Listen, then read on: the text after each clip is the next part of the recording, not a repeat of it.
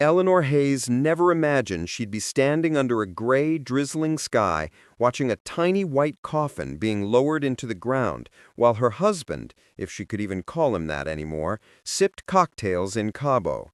Their daughter, Lily, only 8 years old, had passed away after a sudden and brutal medical complication, and Eleanor had been the one holding her hand in those final moments, whispering, "Mommy's here, sweetheart, I'm right here." But her husband, Tyler, hadn't even shown up to the hospital.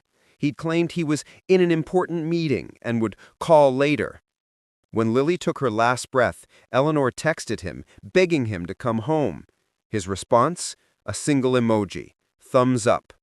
At the funeral, Eleanor's phone buzzed again. A long message from Tyler. "I'll call you later. Important meeting. Don't make a scene." That's when she finally snapped. Not emotionally, not angrily, but with a clarity so cold it felt electric. For years she'd covered for him. The cheating, the lies, the unexplained trips, the missing money from their joint account. When she discovered messages between Tyler and a woman named Kara S. fire emoji, messages talking about how once Lily was gone, we'd be free to live our life, her heart didn't just break, it calcified. She printed everything. Bank transfers to secret accounts, hotel receipts, chat logs, emails, even voice recordings of phone calls she'd caught on their home security system. While their daughter was fighting for her life in the ICU, Tyler had been in Miami with Kara, celebrating the beginning of our new life. Eleanor didn't confront him. She didn't cry. She didn't yell.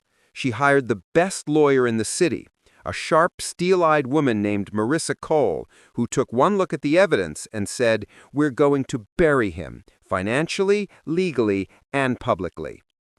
Before the funeral even happened, Eleanor had already signed the documents. She froze the joint accounts, took full control of their home, and filed for divorce under grounds of abandonment, infidelity, emotional neglect, and misconduct. But the real blow, the one Tyler would never recover from, was what she handed over to the authorities. Proof that Tyler had siphoned company funds to pay for his mistress's lifestyle.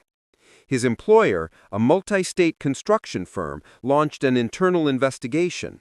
The IRS opened a case, and without Tyler knowing, Eleanor also transferred all rights and assets of Lily's medical malpractice settlement, which he had tried to steal, into a private trust he would never touch.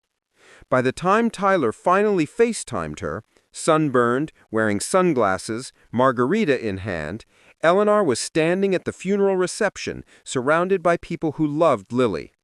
"Babe," he said, pretending to look somber, "I'll be home when I can. It's been stressful here, you know?"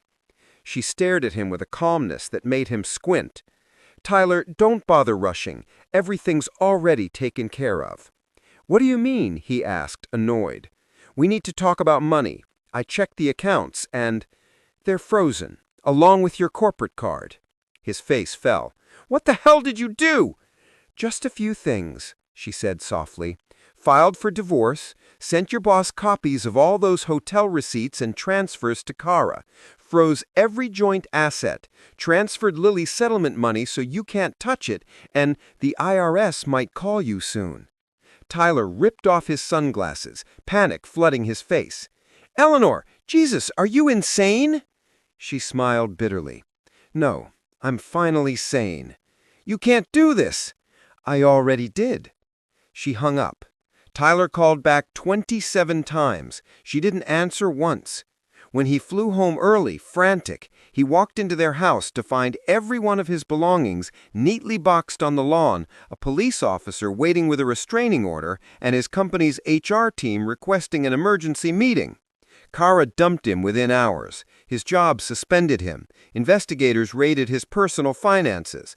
Overnight, he went from Tyler the hotshot to Tyler the fraudster. Eleanor watched from the window, not with joy, but with justice. She whispered, "For Lily."